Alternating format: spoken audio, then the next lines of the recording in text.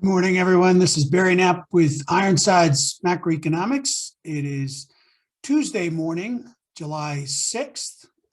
We trust everyone had a really nice 4th of July weekend if you're here in the States. If not, apologize for getting this verbal summary of our weekly titled The Global Labor Supply Shock is Over, which we released on July 3rd, out a day later than usual. This will serve as our verbal summary or podcast, also the basis of our video produced by Nucleus 195 that'll be released a little bit later today.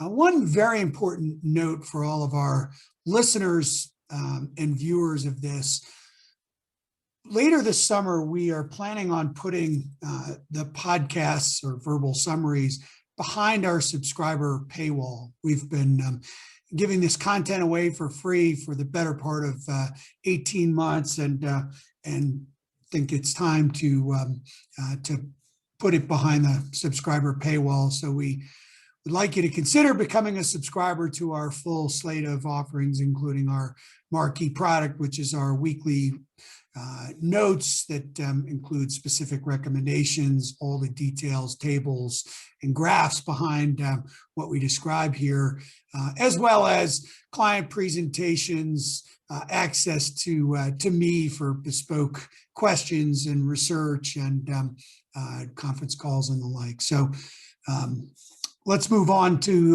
the note this week. There were 3 sections to the note. We kept it relatively succinct in front of the holiday. The first one we titled Shorting a Dull Market. We heard that repeatedly last week on financial television. The next section was titled Sticky Wage Growth. It's a summary of the very important June payroll report. And then we started out, where we wrote a section called Peak Earnings Recovery, which was a brief preview of earnings season, which gets started a week from today. To begin with, this shorting a dull market idea was that we do think that we've been recommending reducing risk ahead of the Fed reducing asset purchases and triggering a risk-off event that we think is coming sooner than most market participants believe. Typically going into the 4th of July weekend, we do get equity index volatility to fall reasonably sharply or grind lower because realized volatility is low. We saw the same thing in the fixed income markets. Nevertheless, we think that one of these policy normalization shocks, the first one of the cycle, is coming sooner than most market participants believe. But we did want to step back and really describe what these represent for longer term investors, long only investors, or individuals that generally tend to be biased long through the cycle. Other than buying the market at the lows, which we did this cycle, we recommended to our clients. Last cycle, personally, we couldn't do that or weren't in a position to do it because of the bankruptcy of Lehman, but we did recommend it to our clients when we were the head of equity portfolio strategy at Barclays. If you miss that opportunity, the next best entry points through the cycle are typically these policy normalization related corrections. Now, as we wrote, typically there was only one prior to the global financial crisis. Last cycle, there were 8.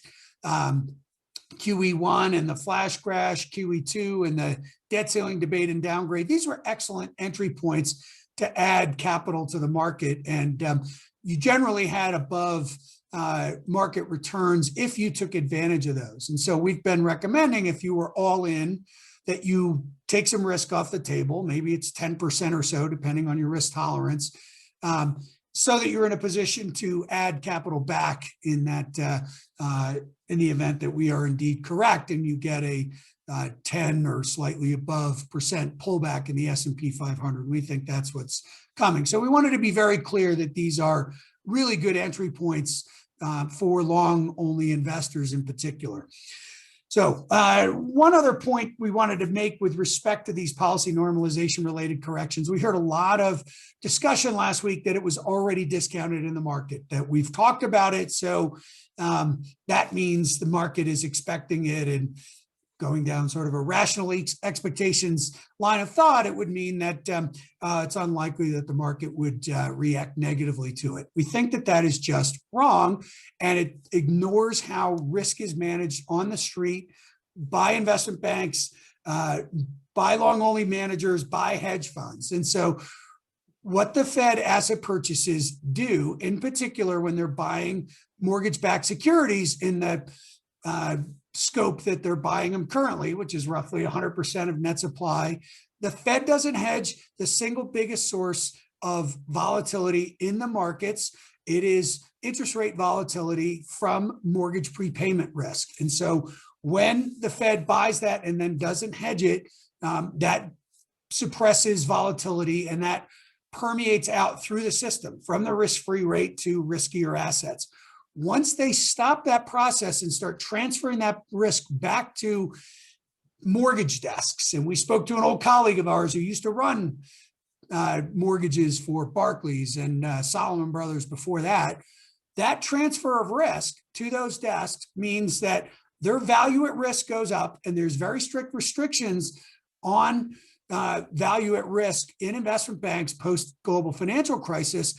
That will permeate out through the credit desk, through the equity derivatives desk, which is the biggest source of VAR within equity divisions. And that reduction of risk will ripple through the system, through hedge funds, through long-only money managers, and through individual investors. And that's how a risk-off shock unfolds. And so ignoring that process is just not understanding really how risk is managed on the street. So we do think when the Fed slows their purchases of mortgage-backed securities and treasuries, it will cause a risk-off shock. There's no avoiding it, whether we expect it or not. Enough on that. Moving on to this week's payroll report. The general consensus when the report came out was that it was a Goldilocks report. We do not believe that, and we doubt the Fed believes that either. We got 850,000 on non-farm payrolls. The private sector was a couple 100,000 lower than that. It looks like we had some teachers coming back to work, but the BLS admitted they really have no idea because the seasonal adjustment factors are a mess right now. We had an inline increase in average hourly earnings, and we actually had the unemployment rate go up by 1/10 because of a huge divergence between the household survey that measures employment and the establishment survey. The establishment survey is generally viewed as a better measure, but oftentimes the household survey will mark turning points. We don't think this was any of that.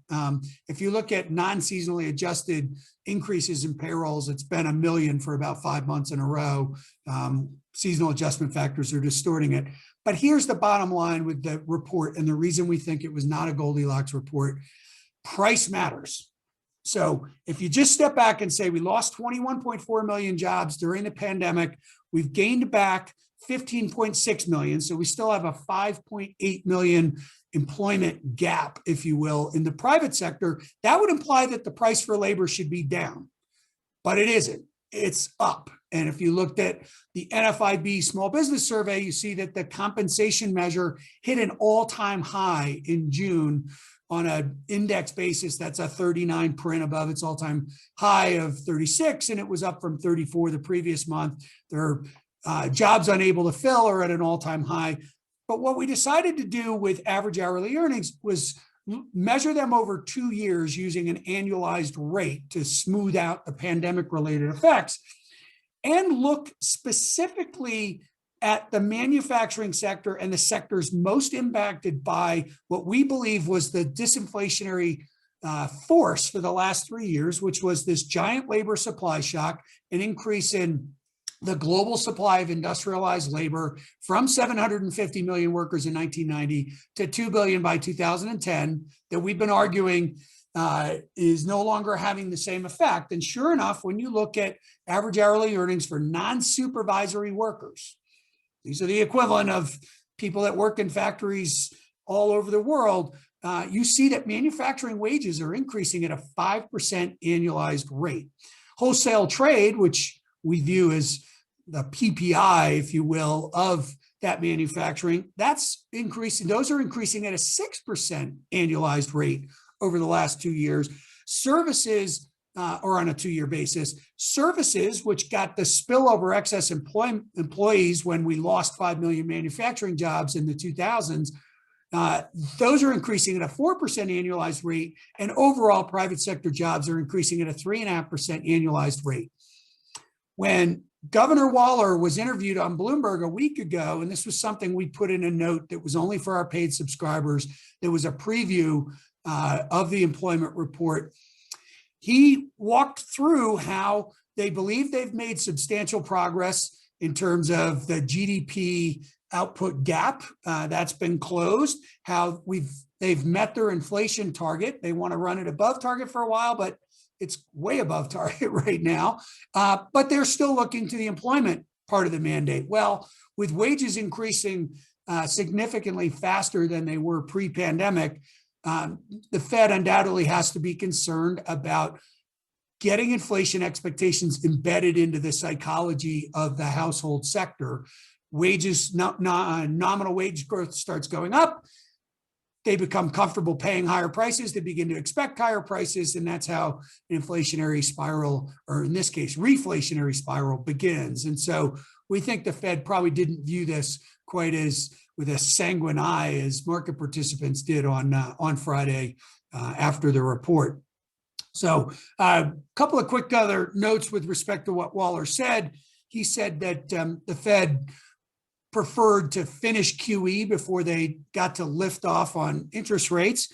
He also said that R starred, that's the equilibrium interest rate, this is something we've been writing about, could indeed be higher because productivity went up as a consequence of the shock. That would argue that we're not going to 2.5%, we're going to an even higher terminal Fed funds rate or policy rate. And that he prefers to taper agency mortgage-backed securities more aggressively because the housing market is hot. So we suspect Vice Chair Clarida may be sympathetic to this view as well. Having worked at PIMCO for some time, we're sure that he's learned a lot about the mortgage market and is probably getting a bug in his ears from some of his old colleagues that, hey, you really shouldn't be buying 100% of the net supply of mortgage-backed securities when the housing market is on fire. And that brings us to our house price correlation report or chart, because last week we did get the house price numbers and they have now exceeded the 2005 and 2006 peak. The correlation numbers are, getting pretty close to 100%, meaning prices are all moving together, implying that it's macro factors that are driving these house prices up. It really is time for the Fed to remove that stimulus. And so we think we're closer to tapering than most market participants expect. And we could very well see that, some further evidence of that in the minutes tomorrow afternoon when they're released. So that's it on the policy normalization related corrections, and our wrap up for the payroll report. Bottom line is the price for labor is going up, and it does risk having a real effect on inflation expectations. We then finished the report this week with a little bit of an earnings preview. This is going to be peak earnings growth, but no kidding. I mean, we're going to have expectations are for 65% year-on-year increases in earnings. We've never had anything like that, but we didn't ever have as big a drop in one quarter GDP as we had during the depths of the pandemic and non-pharmaceutical intervention lockdowns. The biggest contributors to earnings are the tech sector, financial sector, and healthcare sector. The biggest contributors to growth quarter on quarter or year on year is the financial sector, energy sector, and industrial sector. There's only 3 sectors with an earnings growth gap left, meaning their earnings are below where they were pre-pandemic, and that's the consumer discretionary sector, industrial sector, and energy sector, and that won't go on too much longer. We'll be looking in particular at for research and development spending, which recovered faster than we thought, to broaden out beyond the tech and healthcare sectors, and for capex to start to really pick up. The sector with probably the most upside with respect to earnings, margins, revenues, and capital investment is the industrial sector in the coming months. And that's one sector that we'll be watching particularly closely, and we think has some upside going into earnings season. We doubt the market will respond particularly well to 65% growth. There'll be some that think, okay, well, this is the peak of earnings momentum, which it surely is, but it's not the peak for earnings growth. And it is notable that the S&P 500 estimate has gone up every single week of the year. It's moved from 160 in January to 190 now. It's on its way well above 200. And so that part of the valuation argument is still pretty strong. So that's it for us this week. Look for another note on next Saturday morning. And as we said, if you're not a paid subscriber, we'd love you to consider becoming one. We're not going to, or we are going to look to put these verbal summaries or podcasts behind the paywall later this summer. So if you have any questions about being a subscriber, please let us know, send us an email, and we hope everyone has a good week, and we hope you all had a good 4th. Barry Knapp, Ironsides Macro, thank you.